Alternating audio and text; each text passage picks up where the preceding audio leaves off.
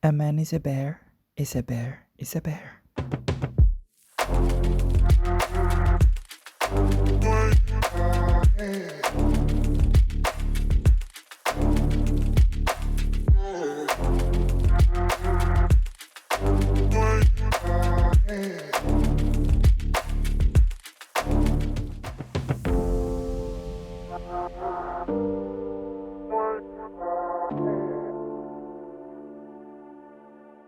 Hey y'all, how are you doing?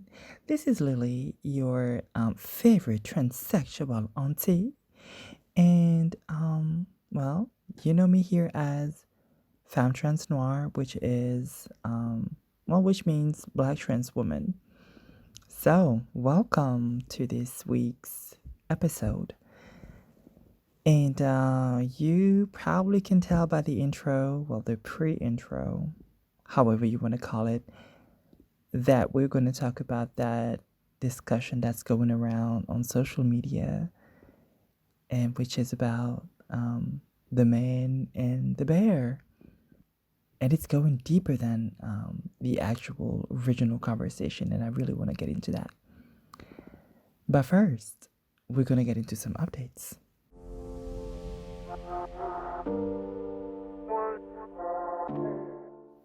First of all, I want to do a little check-in. I want to know how you're doing.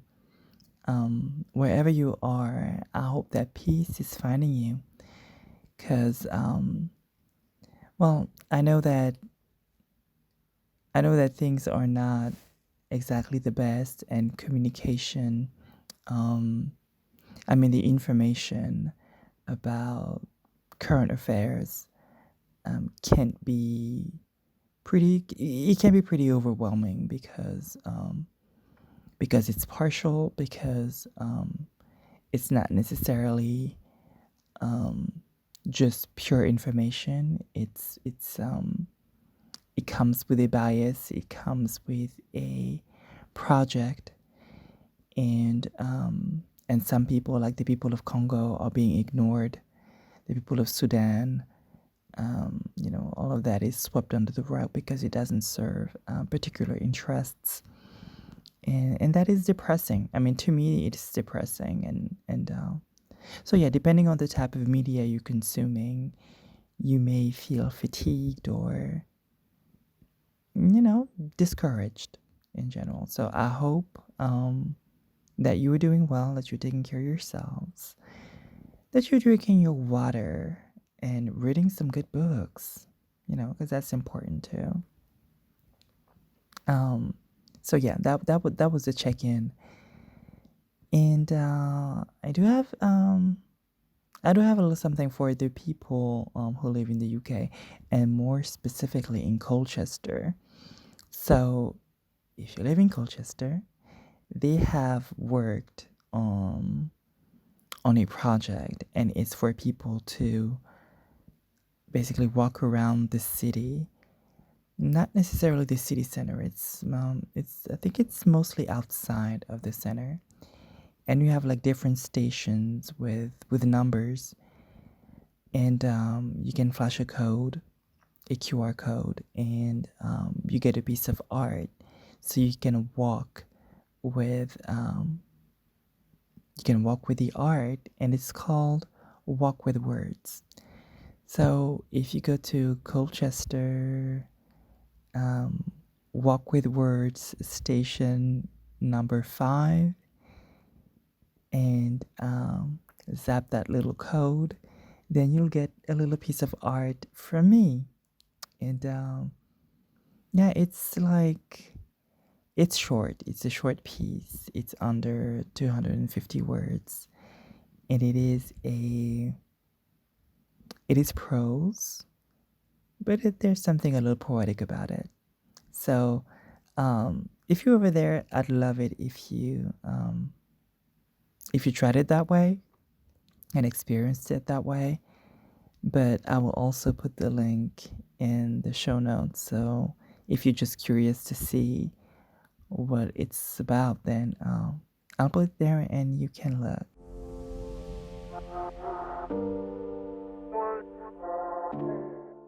Now, you know what I need. you know it. And baby. Okay, let me be serious. Um, if you want to support the show, you have a few ways of doing it. The first way is to do the free thing. Hey, free. You can share this podcast. You can leave a comment. You can absolutely give me a 5-star rating on whatever platform you're listening to this on. And yeah, I'll be absolutely grateful. Let the algorithm know that you're enjoying this. And if you have a little extra something in your pocket, then come and help a sister out. You can go to ftnpod.com and you will see the donate button at the top, and you can give any amount you want without any commitment. You choose. But then if you want to make it a more regular thing, you can go to that same address, ftnpod.com, and there is a Patreon button at the top, and you can join me there. And it starts at just $2 a month. Just $2, baby. And at the top tier, we can actually have a private chat together. We can discuss whatever you like. But that's at the, top tier thing. And you have, other options. You have intermediate options. 2 of them, I believe. I don't remember. But go check it out and, find out for yourself. So, yeah, again, please do the free thing because that really helps. And, yeah, again, thank you. Thank you, thank you, thank you, thank you.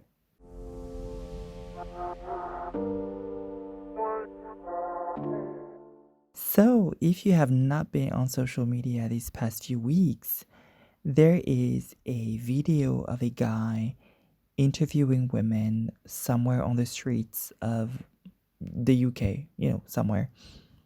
And he's asking them, if you find yourself stranded in the woods, essentially that's it. I don't remember the exact wording, but if you find yourself in the woods, would you rather be stuck in there with a bear or a man?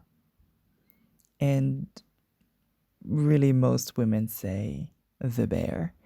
And it sparked lots of private discussions and backlash, as you can imagine. A lot of, fragile little men saying, yeah, yeah, no, yeah, but actually, you're safer with a man because the bear will kill you. Like, they are running away from the point. The point, to make it really simple, is men are dangerous. Statistically, more women get killed, assaulted, most women are in danger in the presence of men than in the presence of bear. There are ways to get a bear to leave you alone. Depending on the bear, there are different techniques. You can learn them and you can apply them, right? And unless, of course, you happen to bump into a mother bear and her cubs, you will be able, most likely, to drive the bear away, even a huge bear. But with a man, we know how different it is. We know how men don't care if you shout, scream. Men don't care if you say no. Men don't care if you scream. Men don't care. Men just don't care because it's whatever they want, whatever they say is what goes. And they don't realize the people who are the men specifically who are arguing online with women, telling them that they're dumb, telling them that they are wrong. They don't realize that what they're doing is just proving the point, is saying that because it's an opinion-based question, it's not material-based. And even materially, it makes sense. But it's opinion based, and they're telling women your opinion is wrong and doesn't matter. Like, however safe you feel, however safer or less in danger you feel in the presence of a bear instead of a man, um, is not valid. And this is why you should listen to me. They don't realize that basically they're saying they cannot take no for an answer, even a hypothetical no. It's, I, I want to laugh, but, but it, but it's also super sad, extremely sad.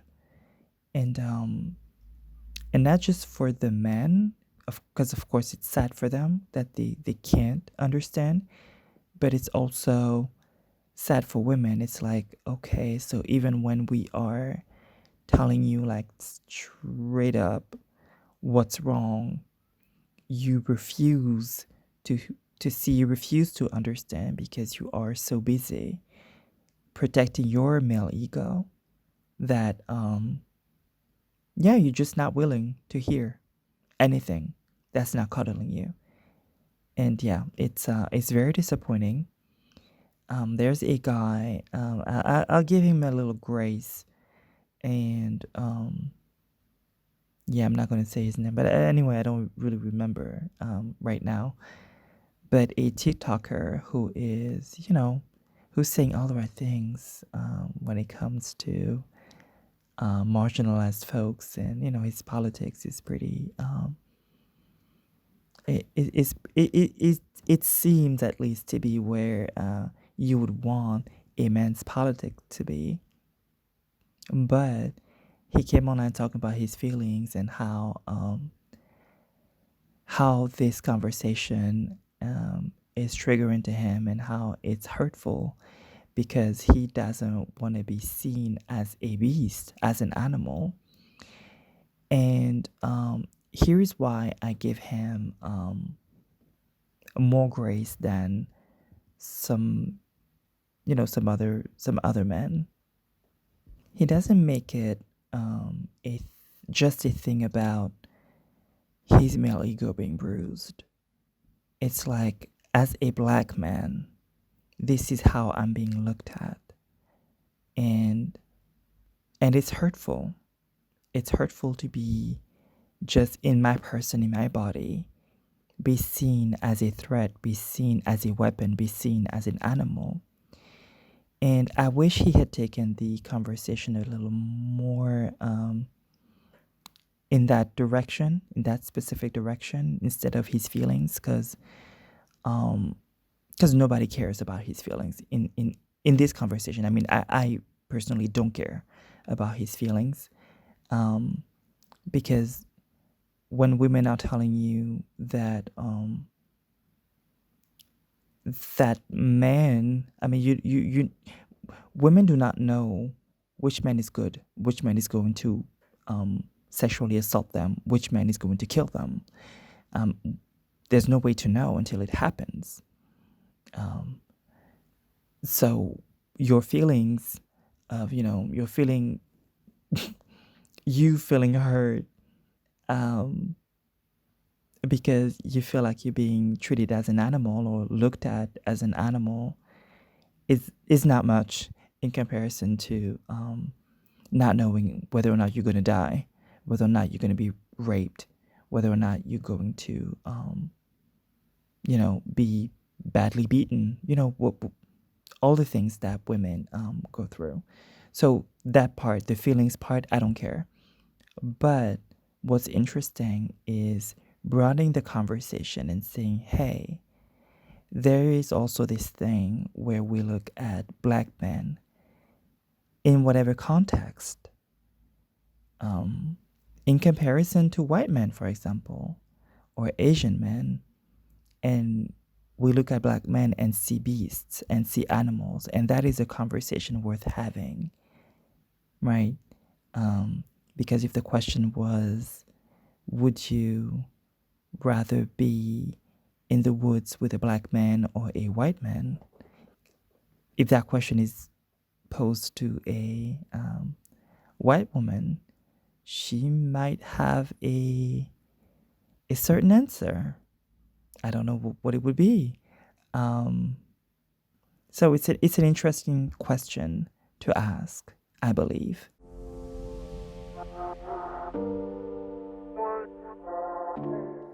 Someone else actually took that whole conversation in a different direction that is very interesting. It is a TikToker who goes by the White Woman Whisperer, and she's a black woman or black femme, and um, and she said, "Well, here's something maybe everybody doesn't want to talk about, but for example, in a conference room, as a black woman, would you prefer to see you alone in that conference room? Would you prefer to see a white man walk in or a white woman?" And that question, um, yeah, that was, I mean, again, some people got mad. I mean, well, I think I only saw not black women, but I only saw white women get mad at this and saying it's taken away from the conversation about all women, etc. And it was giving all lives matter, um, because it's actually a very, very interesting question about power dynamics. If I were to answer that question, I would say I would rather see a white man get into that room. I would rather be alone in that conference room with a white man than a white woman. And I'm talking as a black woman because here's the thing, in a conference room, I would assume that the white man would be wise enough to not try to sexually assault me. I mean, not for me, not for my well being, but at least like in order not to get caught like mid act, right? That would be the logic for me. He wouldn't want to get caught that way. But um, the white woman getting into that room would expect, because white women expect labor as a whole, white women expect labor from black women. They expect to be put at ease. They expect, they expect comfort to be provided to them by black women. So I wouldn't want I wouldn't want to be in that room and have a white woman um, start to make, small talk that I'm really not interested in, and find myself either having to um, make her comfortable, smile at her, and play into that thing that I'm really not interested in, that makes me uncomfortable, that gives me anxiety, like literally, that makes me anxious. Um, because knowing that if I don't, I will be the problematic black woman. I will be angry. I will be aggressive. I will be all the stuff, all the stereotypes that they put on black women's back. And I may have some issues at work because of that. So, yeah, probably the white men. um, and yeah, I probably have to say this. I mean, it's obvious to me, um, but I don't want to say like not all because it's BS. That's really not an interesting thing to say, because that's really a way to say, not you, person who's listening to me right now, not you. You're a good one, and that way we just like nobody is like nobody's included when you do that, and the work is useless. So that's not what I want to say, but I know that not every situation happens that way. I know that not every person who walks into every white person who walks into a room, and specifically every white woman who walks into a space, demands demands to be tended to by black women. I know it doesn't always work that way, but it's the way it works on a systemic level, and it's not necessarily a conscious thing. It's just that that's what people are used to. So that's what they expect, whether they are aware of that expectation or not. And I would refer you to the interview with Drew Barrymore and Kamala Harris. Oh my goodness, right? She wanted a mammy. But anyway, go ahead and look that up.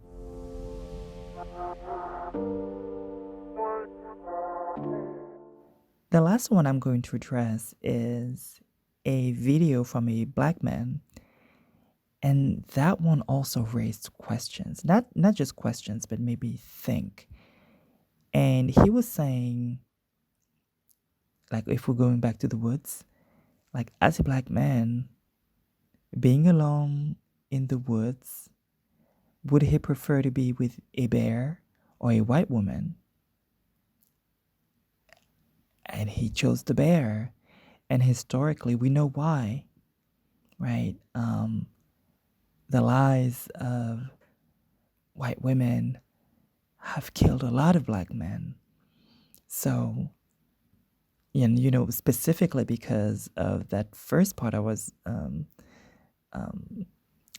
talking about earlier, about this way that people perceive black men as animalistic and hungry beasts who are just so hungry for white flesh.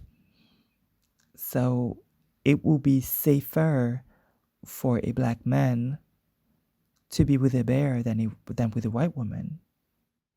That I think that was an important point to make.